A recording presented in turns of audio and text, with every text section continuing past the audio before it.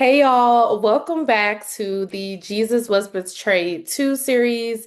If you made it this far, thank you so very much for all the messages, all the DMs, all the shares. It's really clear that we're not alone here. Church hurt is real, but so is healing. And today we're going to tie it all in together, okay? We're going to talk about what it looks like to resurrect our faith after it's been buried under disappointment. We're going to talk about rebuilding trust when leadership has left you broken.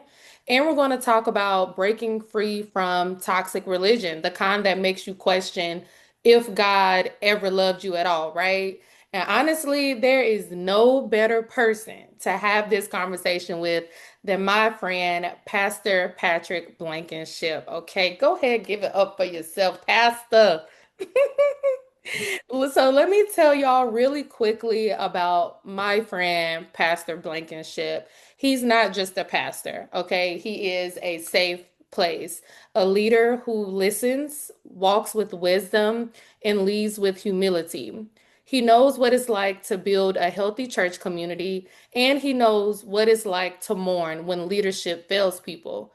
I've called him when my own faith felt fragile. I've trusted him with the hard questions. We've had those hard conversations, and every time he's pointed me back to Jesus, judgment-free zone, and not just church culture. So today we're going to have an honest conversation. I'm so excited about this. We've been planning this for a while now, so I'm so excited for us to go ahead and get this going. We're going to talk about healing, about hope, and about what a healthy faith family really looks like. So if you love Jesus, but you've been struggling with the church aspect, this podcast episode is going to be for you. So, Pastor Blankenship, let's get right into it, okay? So, my first question for you, for someone whose faith that has been shattered because of leadership or even spiritual abuse, how do you even start to resurrect something that has felt so dead for so long?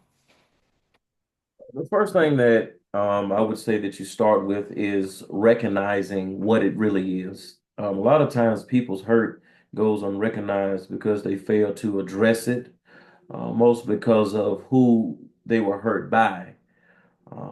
It is painful to watch people struggle week by week in church without addressing the real hurt because they hold somebody close to them of endearment, and when that person has wronged them or they notice that the questions and the responses and the demands and the if you love God, you'll do this is really tied behind narcissistic nature, egotistical motives. And when you finally realize that you become lost in it, and one of the greatest pains is trying to do something of good and losing yourself in it. Especially when you have a church or a leader that is supposed to be a symbolism of hope of what faith really looks like, only to find out that what you see on Sunday is not really who they are. And I try to teach people that you understand the true nature of somebody in leadership when all the lights are not on, when the camera is not rolling, when the PA system is not on, you really find that person. So, as somebody that was hurt early before even getting into my preaching ministry, it shattered me into a million pieces to where I gave up on the whole idea of not just church, but just on God. Because I learned that hurt people. And we as a society will blame our hurt on God because He selected them instead of addressing the person that actually hurt us. We rather walk away from what God has established just to get away from the person that hurt. So, what I would suggest, what I would encourage people that's trying to resurrect something that feels dead, is being honest with yourself of what the trauma really is, and addressing it and understanding that even in resurrection, it takes time.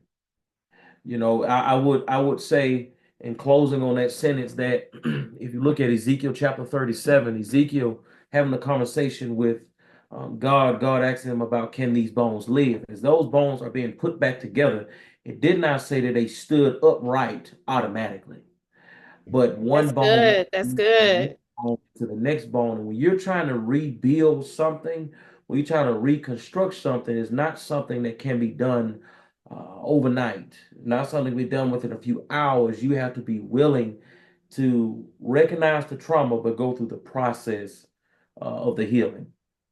Okay, okay, okay. So what I got from that, as a pastor, especially in the Baptist church culture, we like to three-point it and a close, right? So what I got from that with someone who would be trying to resurrect their faith after feeling like it was dead for so long was first, you have to recognize what it is, and then also being honest about what that trauma is, but finally also being in a place where you can address it to that person or address the situation. But also, you gave a reference to Ezekiel 37. So I really hope that people who are listening, people who are tuning in, is going to be able to go back and study that chapter and study that portion of and how that correlation of how you said about the bones may not have been straight up, but he asks, do they live? So we still have to come back together after that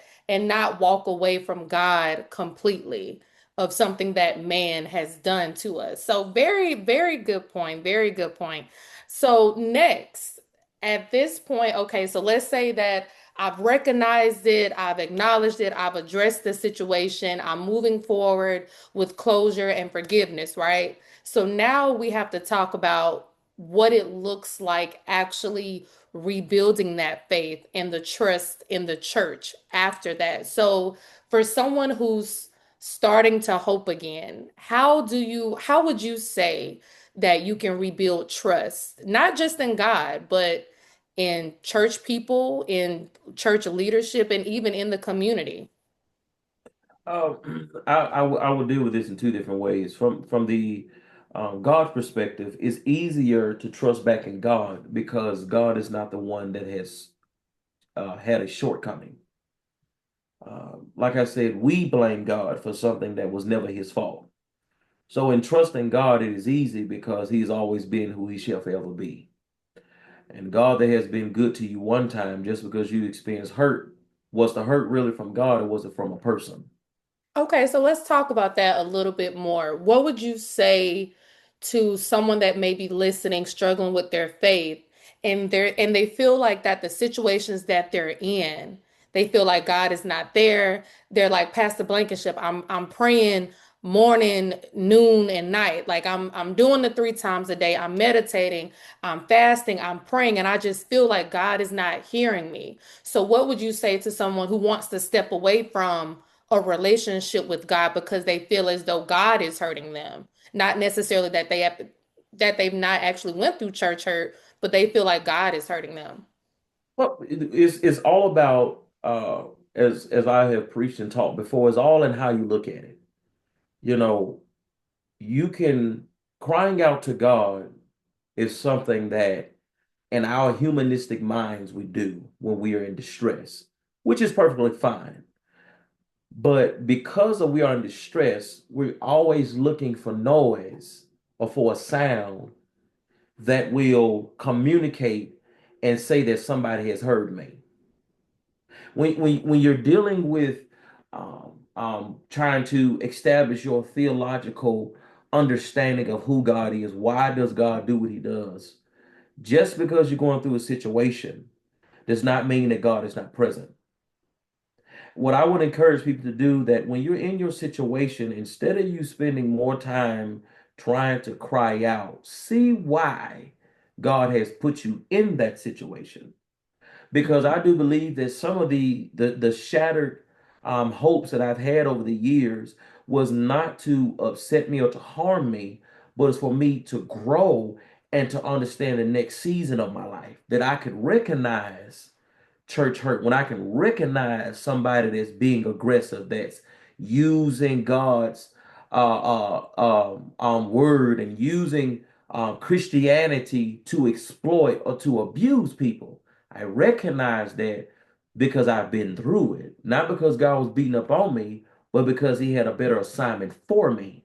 And if I did not address the trauma for what it was, I would mess up what God was trying to give to me.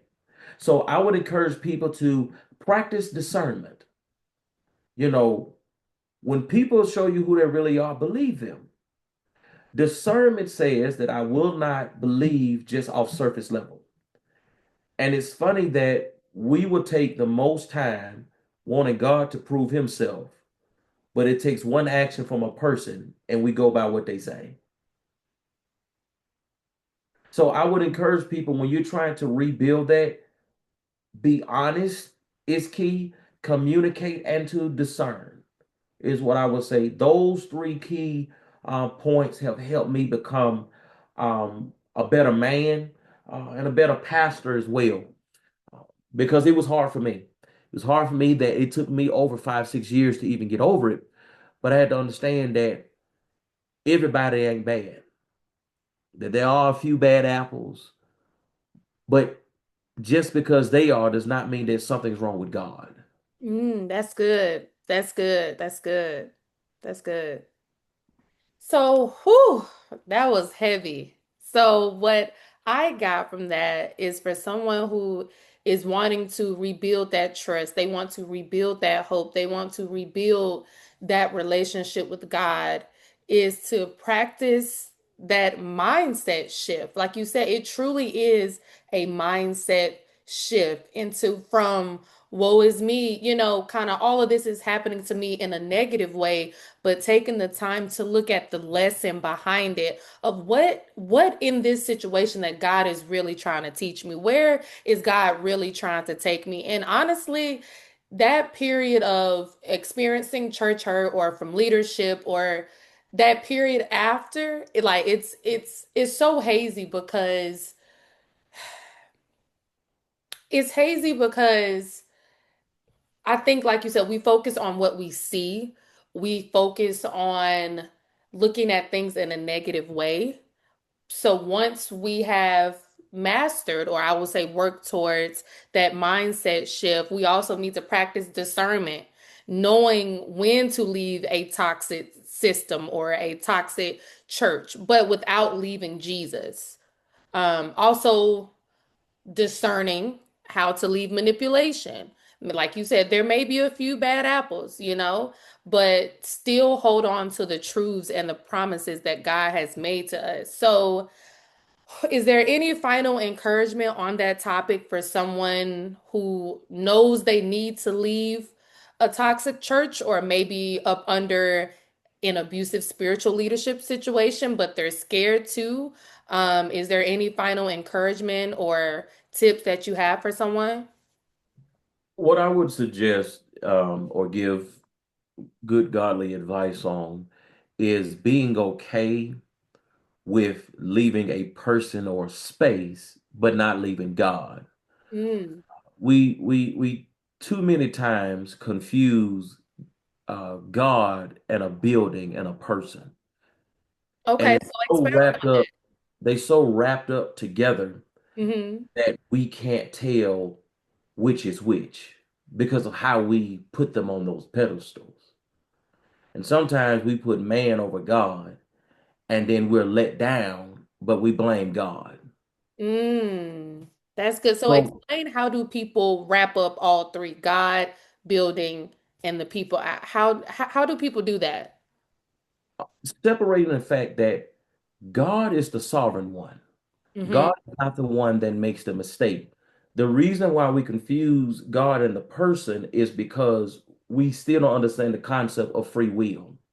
God can give you all the answers in the world, but it's up to you to apply it and to actually use it. But if you take what God has given you or graced you with, whether it be in a church, whether it be being a leader amongst people, and you misuse it, it is you that have misused it. It's not God. And Mm, we have to be able to discern between the two, between what's God and what's our free will to do. okay, okay, that's good. That's good. That's good. So our final topic that I want to address, um, of when religion feels like a trap. And how to break free from that. Let's talk about, for the person who feels trapped, for the person who's been told this is just the way church is, even when it's toxic, even when it's controlling, even when it's messy, even when it's has reached to these parts. How can someone break free without feeling like they're leaving God? And can you explain the difference between religion and a relationship with God?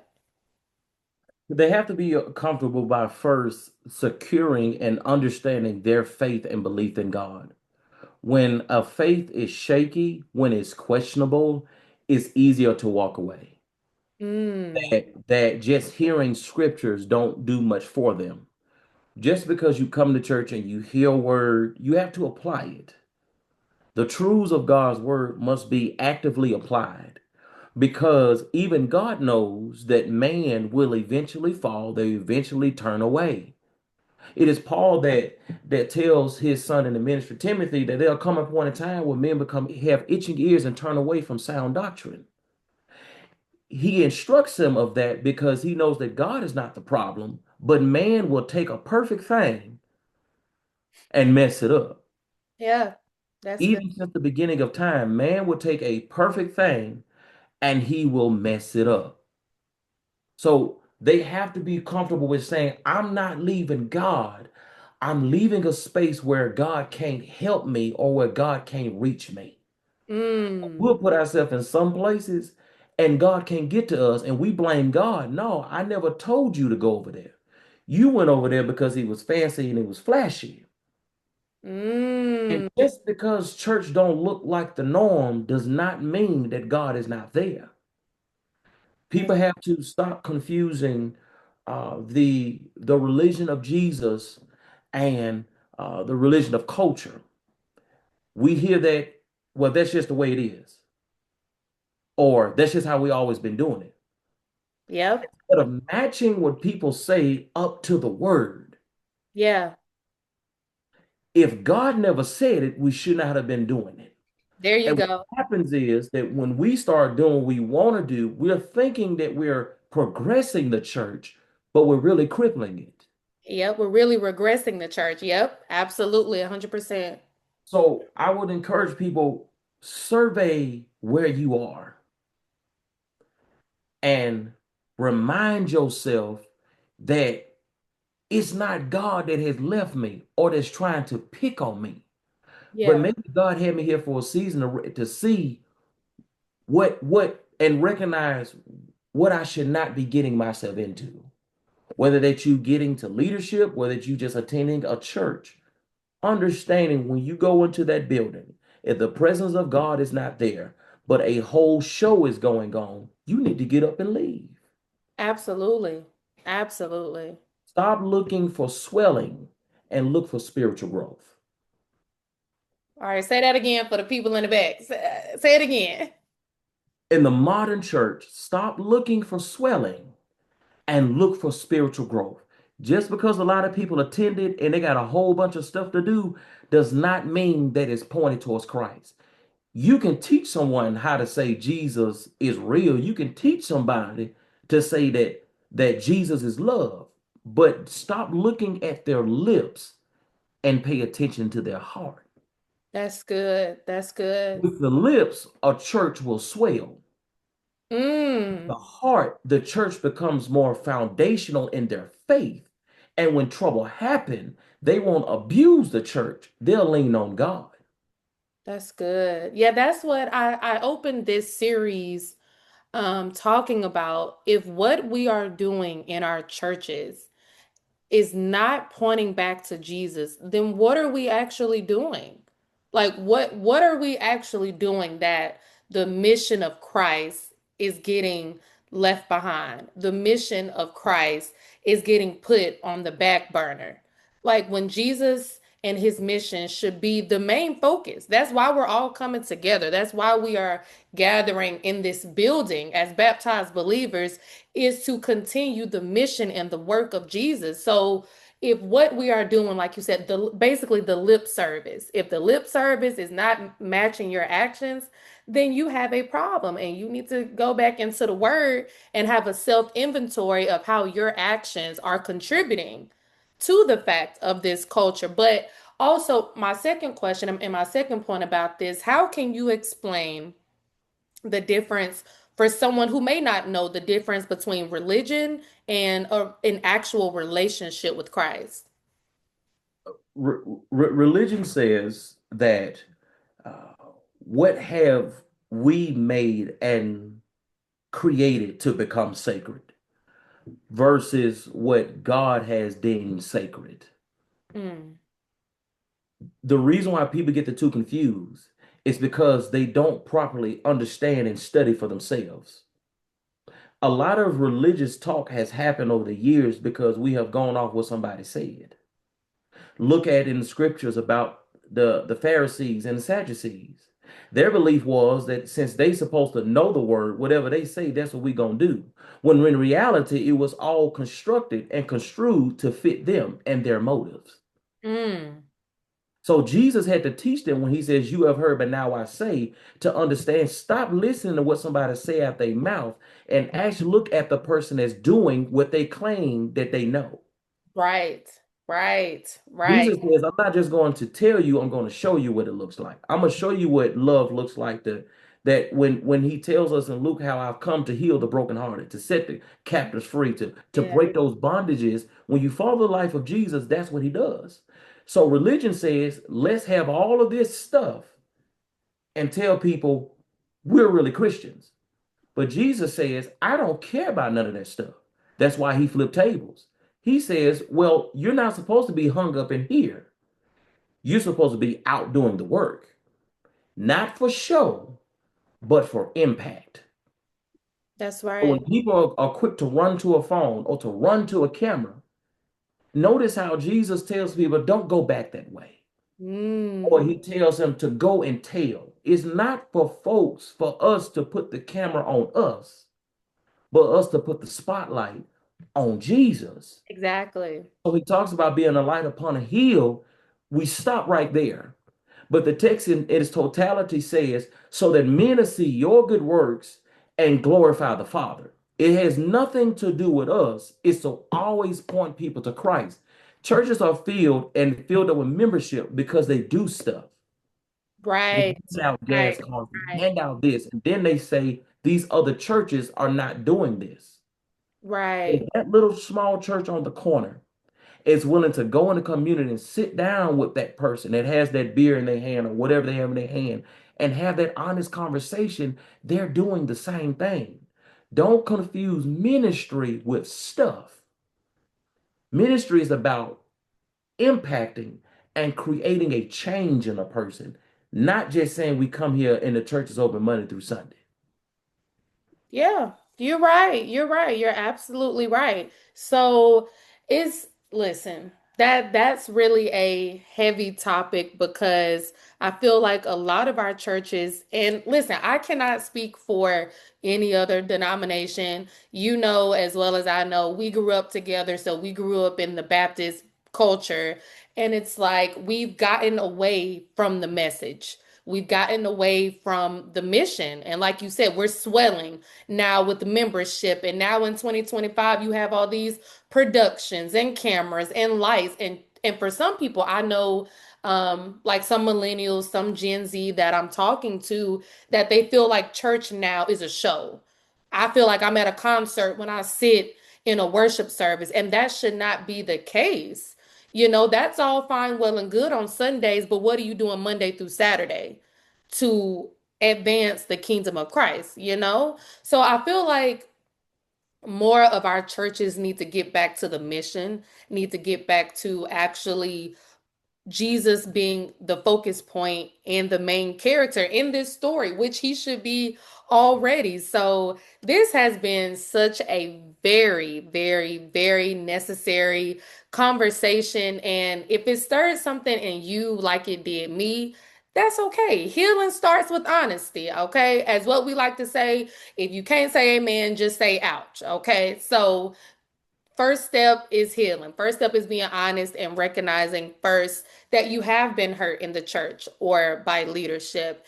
And then moving forward to addressing the trauma, whether now we do encourage mental health professionals, we do encourage therapy 100%. Okay, faith without works is dead. All right, so it's okay to pray to Jesus, and it's also okay to call your therapist too. So if this truly blessed you, if this has challenged you in any way, or even if this just made you breathe a little easier knowing that, hey, I'm not alone. Hey, there are people out there who are even in spiritual leadership positions who have experienced church hurt by leadership as well on their own. Share this interview, share this podcast episode with someone. Send it to a friend who you know who may be wrestling with faith, and make sure you're subscribed because we are not done walking this thing out together, y'all. And to my friend Pastor Blankenship, thank you so very much. He knows I appreciate him for doing this. Thank you for being a leader who reminds us that it's possible to be strong, but it's also possible to be tender. And that it's possible to be bold and to speak boldly for Christ, but it's also okay to be a safe space for your members, for your friends, for your family. So we honor that. And I thank you. I appreciate you. So that's all that we have. Do you have any final remarks or encouragement that you would like to leave? I would say in closing is that we serve a God that understands the day and age in which we live in. I encourage each of you to trust God even in these seasons of our life, and trust God to place you and to put you in places and positions that not only do you succeed, but you can help somebody along the way. So my prayers are with each of you, and I pray God's sweet choice blessings upon you all. Thank you, Pastor Blankenship. So that is all that we have for this episode. Please like, comment, and subscribe, and we will see you all in the